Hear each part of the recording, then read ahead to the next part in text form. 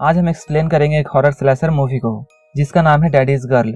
इस मूवी को 2018 में रिलीज की गई थी। ये मूवी सौतेले बाप और बेटी की कहानी को दिखाती है।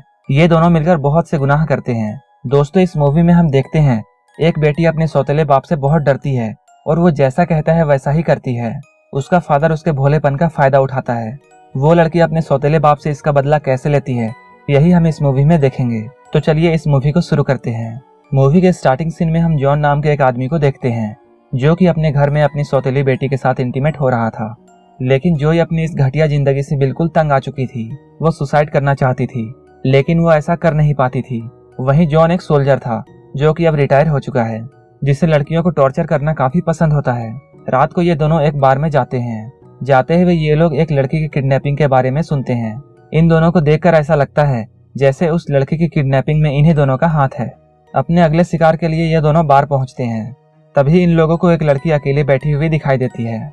ये लोग उस लड़की को फ्री में ड्रिंक पिलाते हैं। इसके बाद ये लोग उस लड़की को पकड़कर अपने घर ले आते हैं, जहां जॉन उस लड़की को जबरदस्ती पकड़कर एक रूम में ले जाकर बांध देता है और उससे कहता है तुम्हारा नर्क में स्वागत है।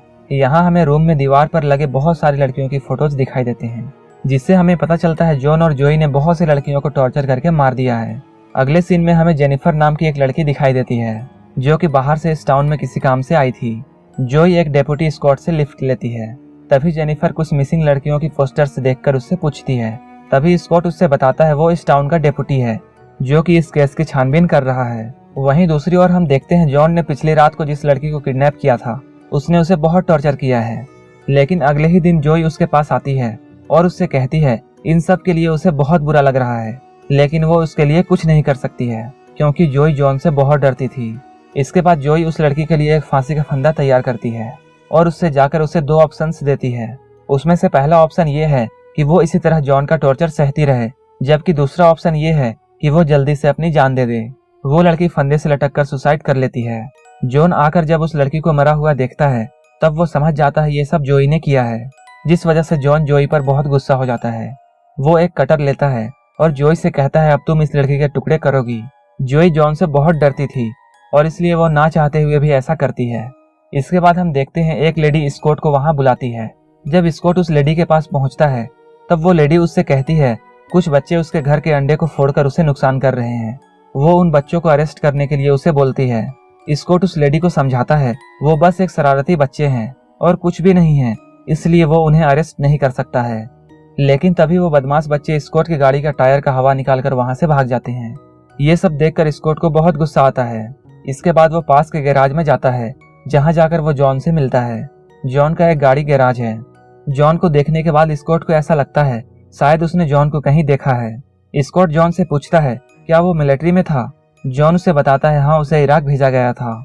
स्कॉट उसे बताता है वो भी एक समय में इराक में था, लेकिन उसका बैच अलग था। जब जॉन से स्कॉट बातें करता है तब उसे लगता है इस इंसान में कुछ ना कुछ गड़बड़ है। वो जॉन के बारे में अपने शेरिफ और उसकी बेटी से पूछता है, जहां शेरिफ उसे बताता है मिलिट्री से आने के बाद जॉन ने एक लेडी से शादी कर ली थी जिसके 11 साल की एक लड़की भी थी, लेकिन शादी के 2 साल बाद ही उसकी वाइफ ने सुसाइड कर लिया था। जिसके बाद जॉन अपनी यंग गर्लफ्रेंड के साथ अब रहता है। यहाँ पर हमें ये पता चलता है जॉन ने सभी लोगों से झूठ बोला है कि जोई उसकी स्टेप डॉटर नहीं बल्कि यंग गर्लफ्रेंड है। अगले सीन में हम देखते हैं जॉन और जोई अपने अगले शिकार के लिए बार में जाते हैं। बार में जोई को जेनिफर दिखाई देती है जो कि बार टेंडर थी, जिसके साथ वो बातें करने लगती है। लेकिन कुछ देर बाद ही हम देखते हैं जॉन एक लड़की के साथ होता है। जोई जाकर उसके पास बैठती है। कुछ देर बाद जब जेनिफर उनके पास आती है जॉन उसे देखता है और उसके साथ फ्लर्ट करने लगता है। कुछ देर बाद जेनिफर भी उसके साथ डेट पर चलने के लिए राजी हो जाती है, लेकिन आज वो जेनिफर के साथ नहीं जाता है, बल्कि आज उनका शिकार एक दूसरी लड़की बनती है, जिसे घर ले जाने के बाद जॉन उसे शॉक देकर टॉर्चर करता है। वो उससे कहता है मरने के बाद सभी लोग नर्क में जाते हैं, जहां उन लोगों को बहुत सारी तकलीफें सहनी पड़ती हैं, लेकिन हम लोगों के मरने से पहले ही उन्हें नर्क जैसी यातनाएं यहाँ देते हैं। वो उसे यहाँ पर काफी टॉर्चर करता है। दूसरी तरफ स्कॉट को एक पुरानी फाइल फोटो से पता चलता है जॉन सोल्जर से रिटायर्ड नहीं हुआ है, बल्कि उसे सोल्जर से निकाल दिया गया था क्योंकि उसने रूल्स ब्रेक किया था। जिसके बाद उसने 11 साल की बेटी की मां से शादी कर ली थी, जिसने अपने शादी के 2 साल बाद ही सुसाइड कर लिया था। ये बात स्कॉट शेरिफ की बेटी को भी बताता है, जिसके बाद इन लोगों को पता चल जाता है जॉन के साथ रह रही लड़की उसकी गर्लफ्रेंड नहीं है बल्कि उसकी स्टेप डॉटर है।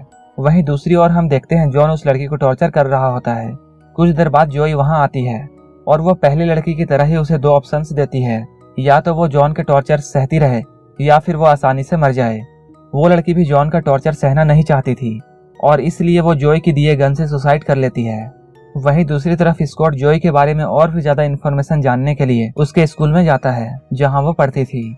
वहां जाने के बाद स्कॉट कंफर्म हो जाता है कि जोई उसकी स्टेप डॉटर है। इसके बाद हम देखते हैं जॉन और जोई सुपरमार्केट सामान खरीदने के लिए गए हैं, जहां स्कॉट भी इनका पीछा कर रहा होता है। जब स्कॉट जोई को देखता है, स्कॉट उससे कहता है उसे उसके बारे में सब कुछ पता है, अगर वो चाहे तो उससे मदद ले सकती है। लेकिन जोई उससे झूठ बोलती है। वो कहती है वो गलत सोच रहा है, ऐसा कुछ भी नहीं है। इसके बाद जोई और जॉन नए शिकार के लिए बाहर जाते हैं, जहां जाकर वो लोग जेनिफर से मिलते हैं ताकि वो जेनिफर को अपने घर ला सके। लेकिन जोई जेनिफर को समझाने की कोशिश करती है और वो उससे कहती है कि वो उनके साथ ना आए, क्योंकि जोई को जेनिफर पसंद होती है और वो ऐसा नहीं चाहती थी कि जेनिफर के साथ वही सब हो जो उन दोनों लड़कियों के साथ हुआ है। लेकिन जेनिफर उसकी बात नहीं सुनती है। इसके बाद जॉन जेनिफर के ड्रिंक्स में ड्रग्स मिला देता है और उसे बेहोश करके घर ले आता है, जहां वो बाकी लड़कियों की तरह बांधकर उसे टॉर्चर करने लगता है। वहीं दूसरी ओर हम देखते हैं स्कॉट भी जॉन का पीछा करते हुए उसके घर तक आ चुका है। लेकिन जैसे ही स्कॉट घर के नजदीक पहुंचता है, उसका पैर एक ट्रैप में फंस जाता है और वो दर्द के मारे चिल्लाने लगता है। तभी जोई वहां आती है और उस ट्रैप से उसका पैर निकालने में मदद करती है। लेकिन उसी वक्त वहां जॉन आ जाता है, जो कि स्कॉट को उठाकर अंदर ले जाता है। तब वो देखता है बेड पर जेनिफर नहीं होती है, क्योंकि जेनिफर अपनी इयररिंग्स की मदद से अपने लॉक को खोल चुकी थी और वो बाहर जाकर छुप गई थी। इसके बाद जॉन उसे ढूंढने के लिए बाहर जाता है। जॉन उसे ढूंढकर पकड़ लेता है और पकड़कर घर ले आता है। उसी वक्त जेनिफर और जॉन की फाइट होने लगती है। इधर हम देखते हैं स्कॉट जोई को कहता है तुम एक अच्छी लड़की हो और उसे थैंक्स कहता है। जोई के अंदर का इंसान जाग जाता है। वो जॉन के ऐसे बिहेवियर से तंग आ चुकी थी और वो अंदर ही अंदर जॉन से बहुत गुस्सा भी थी, इसलिए वो गन उठाती है और जॉन को शूट कर देती है। इसके कुछ दिन बाद हम स्कॉट को देखते हैं, जिसके पास शेरिफ की बेटी होती है। वो स्कॉट से जोई के बारे में पूछती है। स्कॉट वहां पर झूठ बोलता है। वो उससे कहता है उसका अभी भी कोई पता नहीं चल पाया है। मूवी के लास्ट सीन में हम देखते हैं जोई और जेनिफर मिलकर सारे क्रिमिनल्स को मारने लगते हैं, जो कि जॉन की तरह होते हैं।